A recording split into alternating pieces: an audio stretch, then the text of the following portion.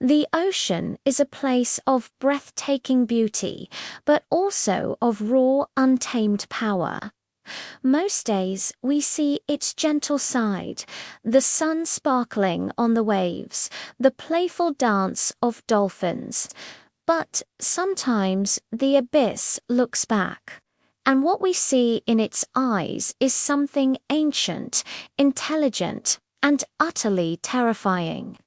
This is the story of one such day, a day when a routine fishing trip off the coast of Florida turned into a primal battle for survival against one of the ocean's apex predators. It was a perfect morning, the kind you dream of. The sky was a brilliant, cloudless blue, and the waters off the Florida coast were calm, like a vast sheet of glass. A group of friends, seasoned fishermen, had set out early. Their small boat, the Sea Serpent, was more than just a vessel. It was their escape, their sanctuary. Laughter echoed across the water as they cast their lines, the mood light and full of anticipation for the day's catch. The biggest worry on their minds was whether they had packed enough sandwiches. They had no idea that they were being watched. Deep beneath the tranquil surface, a shadow was moving. It was massive, a living torpedo of black and white. An orca, a bull, larger than any they had ever seen in these waters. It wasn't hunting for fish. Its attention was fixed with an unnerving intensity on the small boat bobbing above. Orcas are known for their intelligence, their complex social structures, but what was going through this one's mind was a complete mystery. It circled unseen, a silent predator assessing its prey. The first sign of trouble was subtle. A strange vibration through the hull of the boat, a low thrumming that seemed to come from the very depths of the ocean. The friends exchanged puzzled glances. Engine trouble. They checked the gauges. Everything was normal. Then a dark shape breached the surface 100 yards away. It was huge. For a moment, they were in awe, a whale. What a sight! They grabbed their phones, eager to capture the moment. But this was no gentle giant passing by. The orca turned, its massive dorsal fin slicing through the water like a black sail, and it began to move directly toward them. The orca quickly turned to unease. It was picking up speed. The water around it churned, a white wake trailing its powerful form. This wasn't curiosity, this was intent. The unease morphed into a cold knot of fear in their stomachs. Is it? Is it coming for us? One of them stammered, the phone in his hand now forgotten. The boat, which had felt so sturdy just moments before, suddenly seemed like a tiny, fragile toy. Then came the first impact.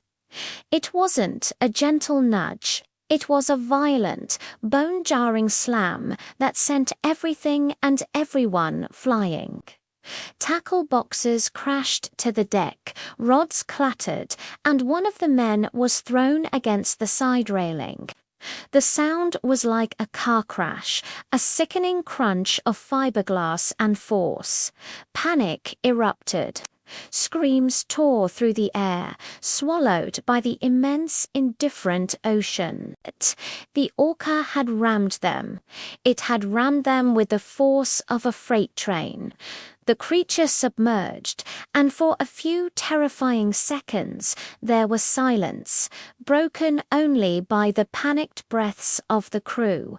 Where was it? They scanned the water, their eyes wide with terror.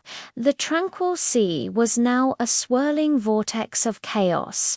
The boat was listing, taking on water. Then the shadow reappeared, this time directly beside them. Its eye, dark and intelligent, rose out of the water and seemed to stare right into their souls. It was a look that held no malice, just a cold, calculating purpose. It was an unforgettable, horrifying moment of connection with a force of nature they couldn't possibly comprehend. The second impact was even worse. The orca struck the stern, aiming for the engine. The outboard motor was torn from its mounting with a screech of tortured metal, dangling by a few cables before sinking into the depths. They were dead in the water. The boat spun, helpless. The waves, which had been so gentle, now seemed like malevolent mountains, tossing their crippled vessel back and forth. The orca circled them, its presence a constant suffocating threat. It would dive, disappearing into the dark blue, leaving them in a state of unbearable suspense, only to reappear moments later. Its sleek, powerful body a harbinger of more destruction.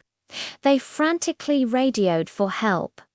"Mayday, mayday, mayday, we are under attack by an orca. I repeat, we are under attack." The voice on the other end of the line was incredulous. An orca attack. In Florida, it sounded like a prank. But the raw terror in the fisherman's voice was undeniable. He relayed their coordinates, his voice cracking as the whale struck again. This time ramming the port side with such force that a huge crack appeared in the hull. Water began pouring in, cold and relentless. The scene was pure chaos. People were screaming, trying to stuff life jackets into the gaping hole, bailing water with anything they could find.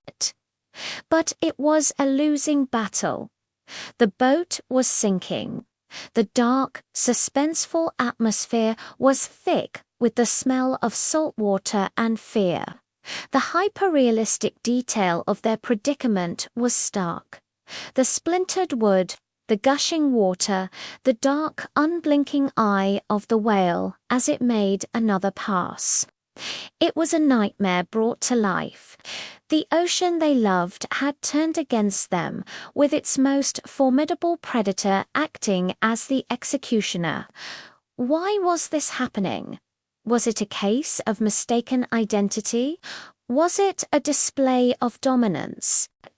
Or was it something else, a reaction to the ever-increasing human encroachment on its world? Scientists have noted a recent, puzzling trend of orcas interacting aggressively with boats in other parts of the world. Some theorize it could be a learned behavior, a response to a past trauma, perhaps involving a boat and an injury to one of their pod. Others speculate it might even be a form of play for the intelligent and sometimes destructive animals.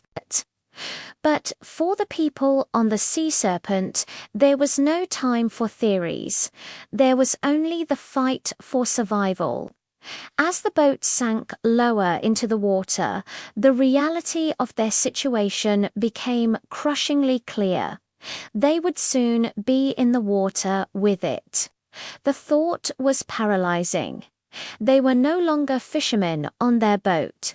They were about to become flotsam in the territory of a creature that had just destroyed their vessel. The screams became desperate pleas. The dark waves lapped at the deck, pulling their crippled boat down into the abyss. In the distance, a faint sound, a drone, The Coast Guard, a rescue helicopter, was on its way. Hope, a fragile and desperate thing, flickered among the terrified crew. But the orca was still there, circling, as if guarding its prize. The minutes stretched into an eternity. Every moment they expected another catastrophic impact, the final blow that would send them all into the water. The helicopter appeared as a speck on the horizon, growing larger and louder. As the rescue swimmer descended, the orca made one final, slow pass. It looked at the humans being lifted to safety, its massive form a stark contrast to the fragile figures dangling from the line. Then, as mysteriously as it had appeared, it dipped its head, and with a powerful flick of its fluke, it dove deep and was gone. It vanished back into the blue expanse, leaving behind a scene of wreckage and a group of people forever changed by their encounter. They were saved, but the psychological scars would remain. The ocean would never look the same to them again. That day, they looked into the eye of the abyss, and they saw a power and an intelligence that both humbled and terrified them. It serves as a stark reminder that we are merely visitors in a world that is not our own. A world with ancient rules and powerful inhabitants who sometimes, for reasons we may never understand, decide to remind us of our place. Thanks for watching. If you found this story as compelling as we did, make sure to like, subscribe, and hit that notification bell so you don't miss our next deep dive into the mysteries of the wild. Stay safe out there,